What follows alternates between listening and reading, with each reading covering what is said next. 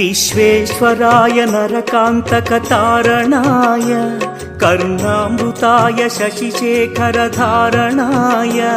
कर्पूरकान्तिधवलाय जटाधराय दारिद्र्यदुःखदहनाय नमः शिवाय गौरीप्रियाय रजनीशकलाधराय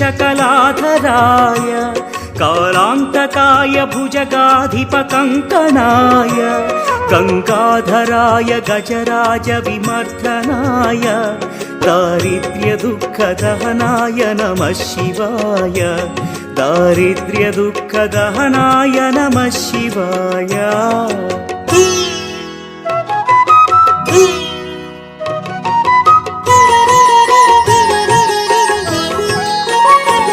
भक्तप्रियाय भवरोगभयापहाय उग्राय दुःखभवसागरतारणाय ज्योतिर्मयाय गुणनामसुमृच्छकाय दारिद्र्यदुःखदहनाय नमः शिवाय चर्माम्बराय शवभस्मविलेपनाय फालेक्षणाय मणिकुण्डलमण्डिताय मञ्जीरपादयुगलाय जटाधराय दारिद्र्यदुःखदहनाय नमः शिवाय दारिद्र्यदुःखदहनाय नमः शिवाय।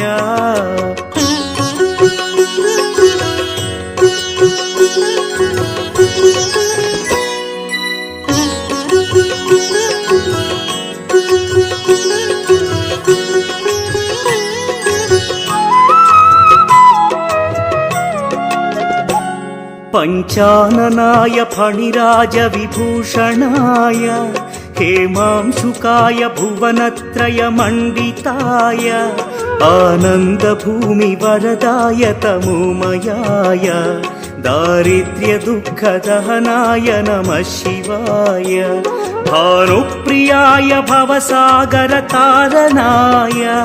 कालान्तकाय कमलासनपूजिताय नेत्रत्रयाय शुभलक्षणलक्षिताय दारिद्र्यदुःखदहनाय नमः शिवाय दारिद्र्यदुःखदहनाय नमः शिवाय।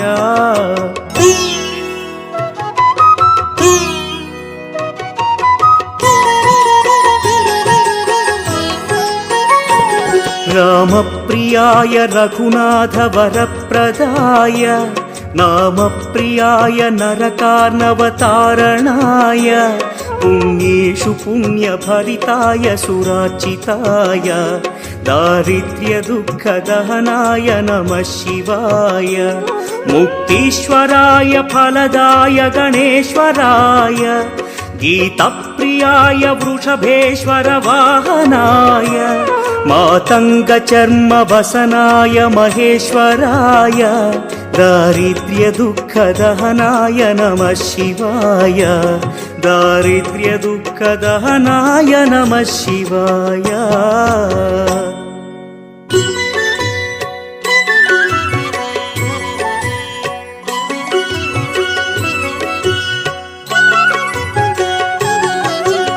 चन्द्रशेखर चन्द्रशेखर चन्द्रशेखर पाहि मां चन्द्रशेखर चन्द्रशेखर चन्द्रशेखर रक्ष मां चन्द्रशेखर चन्द्रशेखर चन्द्रशेखर पाहि मां चन्द्रशेखर चन्द्रशेखर चन्द्रशेखर रक्ष माम्।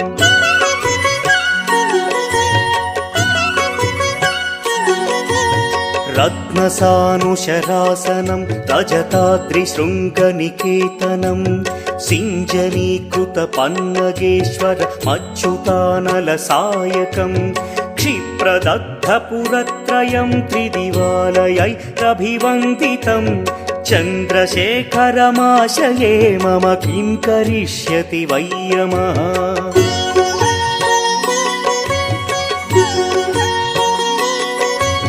पञ्चपादपपुष्पगन्धपदाम्बुजद्वयशोभितं फाललोचनजातपावकदग्धमन्मथविग्रहं भस्मदिग्धकळेबरं भवनाशनं भवमव्ययम् चन्द्रशेखर चन्द्रशेखर चन्द्रशेखर रक्ष माम्।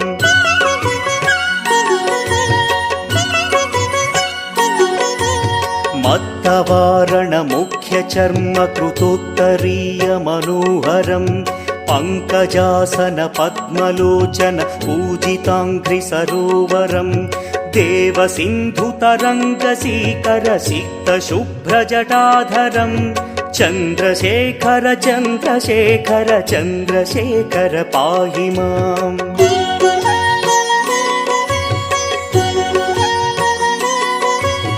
यक्षराजसखं भगाक्षहरं भुजङ्गविभूषणं शैलराजसुतापरिष्कृतचारुवामकळेबरं क्ष्वेलनीलगलं परश्वधधारिणं मृगधारिणं चन्द्रशेखर चन्द्रशेखर चन्द्रशेखर पाहि माम्।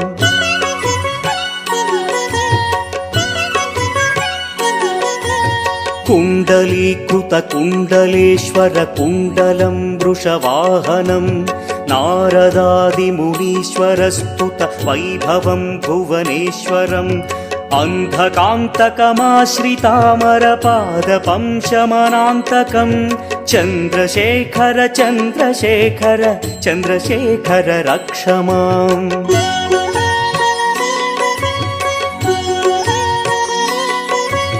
भेषजं भवरोगिणामखिलापदामपहारिणं दक्षयज्ञविनाशनं त्रिगुणात्मकं त्रिविलोचनं भक्तिमुक्तिफलप्रदं सकलाघसङ्घनिबर्हणं चन्द्रशेखर चन्द्रशेखर चन्द्रशेखर रक्ष माम्।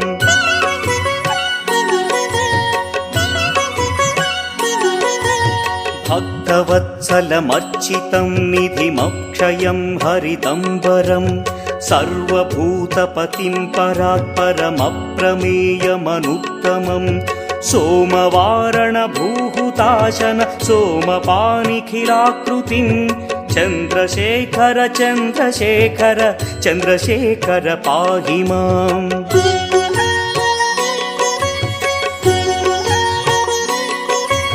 विश्वसृष्टिविधायिनं पुनरेव पालन तत्परं संहरन्तमपि प्रपञ्चमशेषलोकनिवासिनं क्रीडयन्तमहर्निशं गणनाथयूधसमन्वितं चन्द्रशेखर चन्द्रशेखर चन्द्रशेखर रक्ष माम्।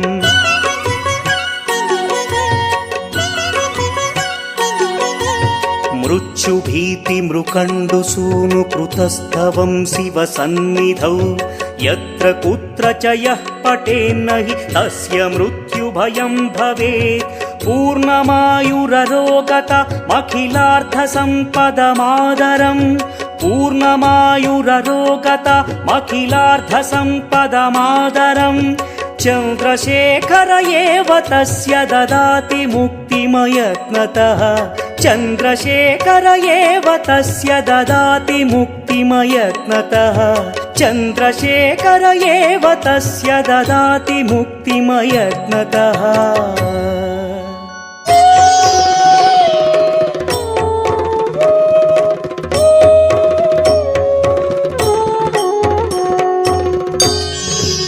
त्रिदलं त्रिगुणाकारं त्रिनेत्रं च त्रियायुधं त्रिजन्मपापसंहारम् एकबिल्वं शिवार्पणम् त्रिशाखैः बिल्वपत्रैश्च अच्छिद्रैः कोमलैः शुभैः तव पूजां करिष्यामि एकबिल्वं शिवार्पणम् कोटिकन्या महादानं तिलपर्वतकोटयः काञ्चनं शैलदानेन एकबिल्वं शिवार्पणम् काशीक्षेत्रनिवासं च कालभैरवदर्शनौ प्रयागे माधवं दृष्ट्वा एकबिल्वं शिवार्पणम् इन्दुवारे व्रतं स्थित्वा निराहारो महेश्वर